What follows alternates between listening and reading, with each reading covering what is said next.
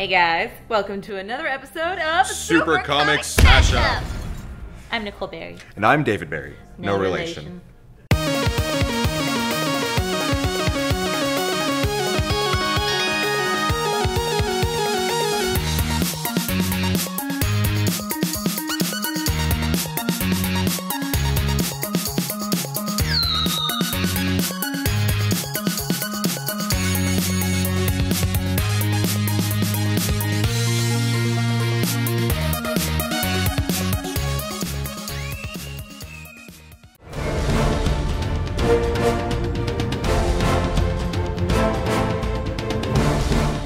First up on the news, Disney CEO Bob Iger reconfirmed the release dates for the Star Wars Episode 8 and Star Wars Episode 9. Episode 8 will hit theaters in 2017, and Episode 9 is due to release sometime in 2019. So, the series is transitioning over to a 2-year turnover rate instead of the standard 3 years it has previously held over the last 6 movies.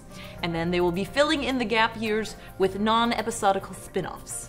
Personally, in my opinion, I'm not really sure whether it matters here or there. They are going to be going head-to-head with their own releases of Avengers, the other DC titles, and then the eventual Fox and Sony titles that are also going to be coming out. I think it's just going to be a really good time to be a comic book fan. I think it's pertinent because we're all getting older, dears. We're all getting older. We really need them to be 2 years instead of 3. It's true, I can't handle another 9 years of waiting. Actress Rachel Taylor of Grey's Anatomy will be raising hell in the upcoming Netflix series of Jessica Jones. In my personal opinion, if they don't do the entirely yellow bodysuit, I'm not interested. That's pretty much all they need. Yeah, I do have a preference for yellow bodysuits as well. Also teal ones.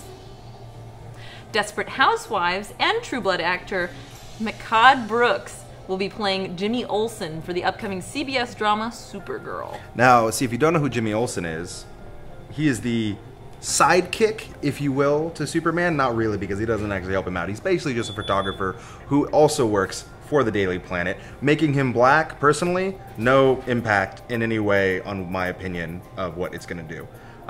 Jimmy Olsen is typically a ginger-headed white kid, but all in all, it's the same thing. It's basically the same thing. Genetically very rare. Making him a love interest, now that sounds a little strange. So, the Super Bowl, it happened. Any great trailers that I should know about? No, there weren't actually any. We were hoping that there may or may not have been a Batman vs. Superman trailer. We didn't get one. So, I cried at some of the car commercials. I heard it was actually a very emotional kind of family. There were a lot of like little family spots and like lots of tear jerky. Depressing. Like, some of them a little depressing. No superhero stuff though. Recap complete. Let us now turn to what has been happening on the small screen. Previously on Gotham. On Arrow. Constantine. On The Flash. It's time to talk about all of our favorite comic-based TV shows. Now this segment may contain spoilers, so be warned. Up first, let's talk about Dave's fave, Gotham. Nah, man, I'm just kidding. Now, don't you say a word. Last week, we got to see some of Penguin's crazy bubble backup. While he was chugging a bottle of bubbly, actually. I thought that the cuts were a bit flaky, but we needed to see that power-hungry act of abandon. I've been waiting on it. Yes, I actually watched this week. That's all I'm gonna say. Last week on The Flash, Dr. Wells' former protege, Hartley Rathaway, returned to seek revenge on his mentor after being affected by the particle accelerator explosion. Enter the Pied Piper. Also, we finally have what looks to be like visual confirmation that Wells is at least a version of the Reverse Flash. So as we've talked about previously, there have been several Flash iterations, several Reverse Flash iterations, Dr. Zoom, Eobard Thawne, so on and so forth. I think there's still more depth to it. I'm not 100% sure though. I really like though what they did with the Pied Piper. I thought he was fantastic. I thought it was cool the way he stuck that thing in his ear and it was a bomb, even though it was kind of disgusting. And I like that he is in there but has a way out now that he knows something about Firestorm. Have you ever tasted earwax? I had a earwax flavored jelly bean from the Harry Potter Birdie Bots. I was asking them. Oh, get some Birdie Bots. Let us not forget Agent Carter. I hear last week's episode was quite fun. There was the budding bromance between Jarvis and Howard Stark, and then there was Peggy being a badass. David, do tell me how you think the Steve Rogers blood sample tied in with the overarching narrative of the MCU about the power and its proper use, and how trust really is the only thing that holds groups together. That was a really long question. In regards to the blood sample, we do know that Roxxon Oil has been introduced in Agent Carter. Roxxon Oil eventually goes on to own Cybertech, who ends up creating, at least in the MCU, the Deathlock soldiers. So we have already seen a connection between the previous S.H.I.E.L.D. and the modern day S.H.I.E.L.D. As far as the trust goes, I don't trust Jarvis, and I don't trust Howard Stark. I think you have trust issues. It's true. I was horribly, horribly beaten by someone in an Iron Man costume when I was a child. I just keep thinking about oiled rocks. No, rocks on oil. So it's the rocks are on. It's like skipping. Yeah, but they just. Team Arrow is still dealing with the death of Oliver, and we got to see more of the new Black Canary in action. Diggle may have a point about Black Canary stopping while she's ahead, though. Lawyers don't make for crime fighters. Not at all. Times like these, you wish Sarah was still alive. Don't you? Don't you wish Sarah was still alive? Yes, I actually really like the way they did Sarah. But Laurel, in the comics, was the Black Canary. So I feel like the show right now is kind of at a tipping point. It has a chance to be either really good or really bad. The way they handle Oliver coming back to Starling City after dealing with the ramifications of Ra's al Ghul, which, as you may have heard, while the DJ was on the phone, he pronounced it Raish al Ghul, which is the proper Arabic pronunciation. Brava. Thank you. I like how they did. They did. I like how they did her. They. Now last, but certainly not least, we wrapped up our last week with a healthy dose of magic with Constantine. Now this episode was fantastic, as per usual with every episode of Constantine that needs to be renewed because we have to have more of this show. It was fantastic. It dealt with other worlds, with drugs, with psychedelics, with the issues from the Newcastle incident. It was amazing, and they need to renew the show. Let us know in the comments below what you thought of last week's episode. And now, it's time for the poll.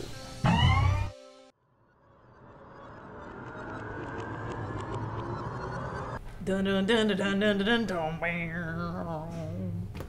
Up first, we have Ant-Man #2. Ant-Man starting a new life, a bold new adventure. And you know what that means. He needs to borrow more money. Also, an old enemy returns. Kinda. Sorta. Maybe. And, as if Marvel plans these things, just after last week's fallout between Peggy and Howard, we find them in the pages of Operation Sin #2 together. And Peggy is already punching Howard's lights out. Things that make me go, Christopher Mitten's cover for Dawn of the Planet of the Apes 3 makes me want to discover the story all over again. Discovering? The warrior queen perched upon the cover of Hinterkind 15 has snared my attentions. Marguerite Savage has caught my eye again with their fine workmanship. Read to learn about those left behind after a wicked plight changed the balance of the world forever. The suggestions of passion and danger, evident on the cover of Lobo #5 by Ben Oliver, making me hot under the collar. The tension is high, and my interests are piqued. The Wolf Moon #3 cover by Jill Thompson. I love it. The werewolf's quirky stance and all that red. It's glorious. If you weren't already aware, Constantine writer Jeremy Hound is a part of the horrific team for this series. Horrific, like terrific horror. I got it. It's okay, right? That was good. I'm embracing the new Vampirella 9 with open arms. With stunning cover art by Mike Mayhew, it's indisputably not an easy item to ignore. It's the boobs. And this cover has a twin. Fraser Irving covered to Annihilator #5. Given it does seem only slightly less happy-go-lucky, doesn't it?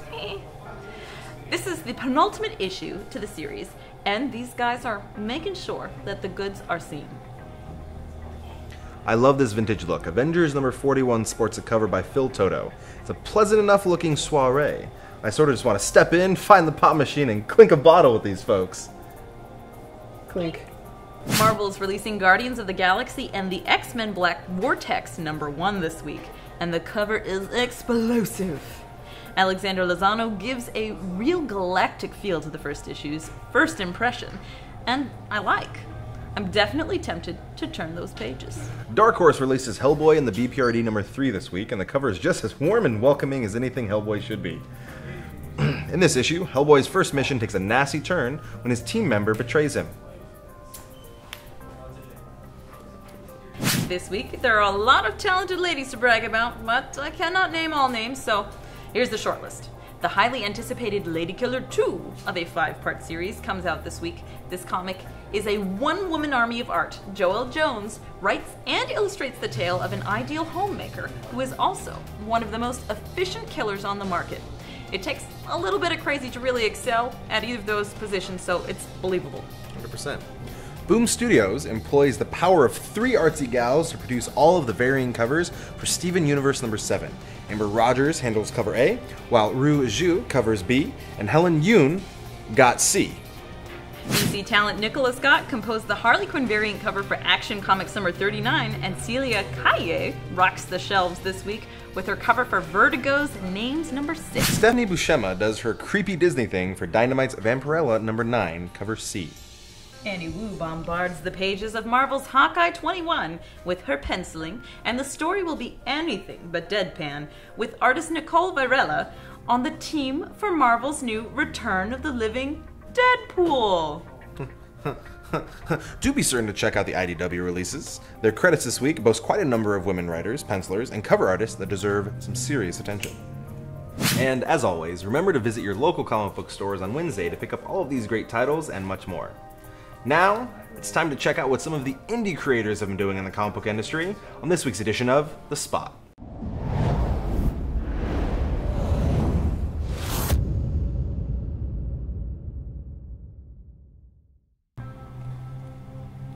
Today, I would like to introduce you to Marcus Clawson, creator of Mallow Man. Please tell me, what do we have here? What are these 3 interesting little cover faces thingies? These are the 3 variant covers from my trade paperback, which is a collection of issues 1 through 5.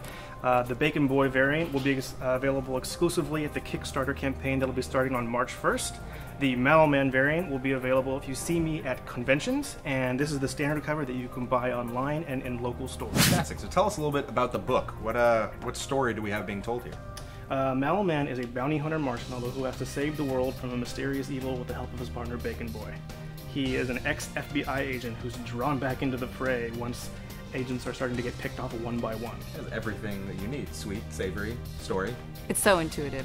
And crass humor. Crass humor, my favorite. Necessary. Yeah, what was it that I read on here? It was Pictures for Image, kids. Pictures for kids. Words for adults. Words for adults. So what inspired Mallow Man to be a comic?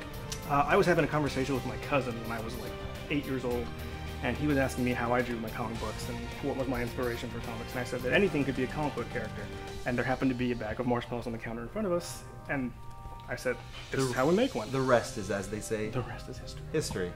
So where can we pick up this fine piece of Literature? novella? Literature.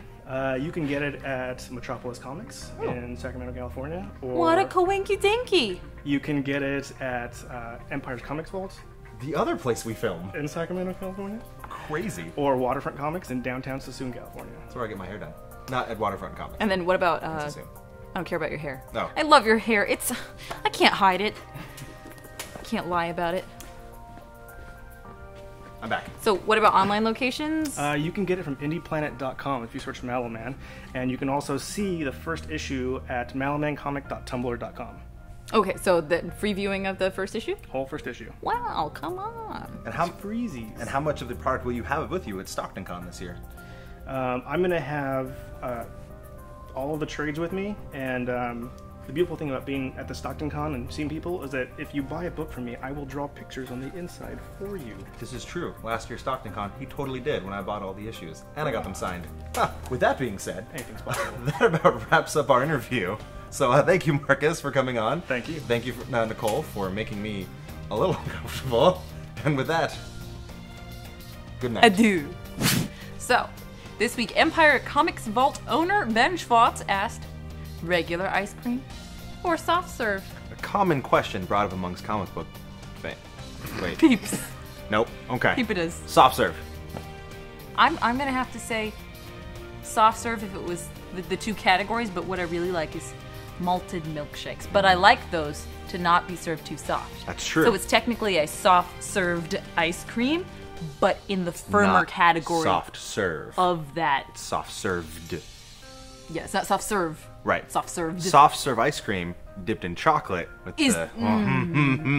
And we spent far much more time on this than I thought we were going to. We didn't have a lunch break. Killpocalypse. And finally, it is time to name the winner of last week's $20 GameStop giveaway. Now, last week's question may have been confusing since Wikipedia had the address of Stark Tower being 450 East 45th Street. The actual building used to create Stark Tower was the MetLife building, whose address is 200 Park Avenue. So, we will let fate decide this one.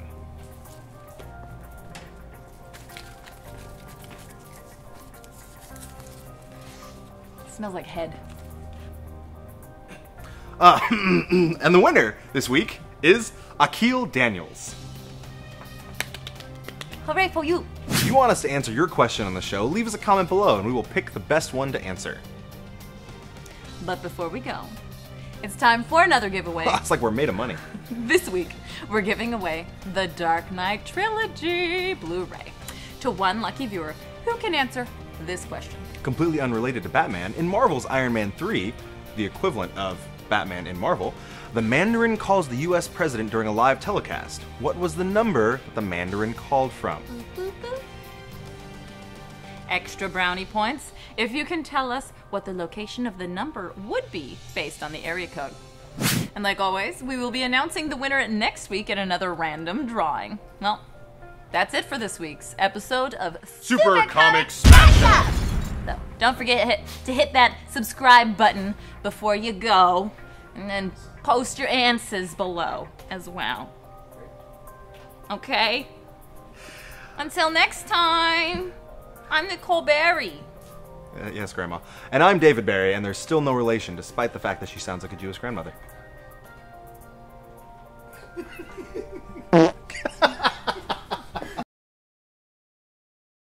The suggestions of passion and danger evident on the cover of Lobo number 5 by Ben Oliver are making me hot under the collar. The tension is high and my interests are piqued. I need to read that one. I wanna know what love is. You're in the wrong place for that. Want you to show me. I wanna feel what love is. I know you can show me. That's good. That was good. Dun dun dun dun dun dun dun dun. Is that the music? Yeah. Cool. But who wouldn't want a Seahawk? I mean, they're a creature of land and sea. But what do you call an eagle over the ocean, then? What do you call an eagle over the ocean? An eagle of the ocean? Yummy. It's like the chicken of the sea. Alexander Lozano gives a real galactic feel to the first issue. Very appropriate. This is me still recovering from being attacked. No, you're now you're just holding the scissors spinning them because you're puber. And I cut off my balls. Moving on. Follow them on Twitter or email creator Guy Hassan to obtain your copy of this fantastic new series. Why? You guys are... Don't push the button! Up. Stop. That's exactly how to shot. Put it a little higher than that. Make sure. Yeah. Come on, there you go. Oh, you're so close. If Tyree doesn't get Green Lantern, you might see like John Hill all of a sudden leave it. Why don't you just leave Ow! Last week. We did that last week. We did that last week. Oh my god, recurring themes. And like always, we'll be announcing the winner next time.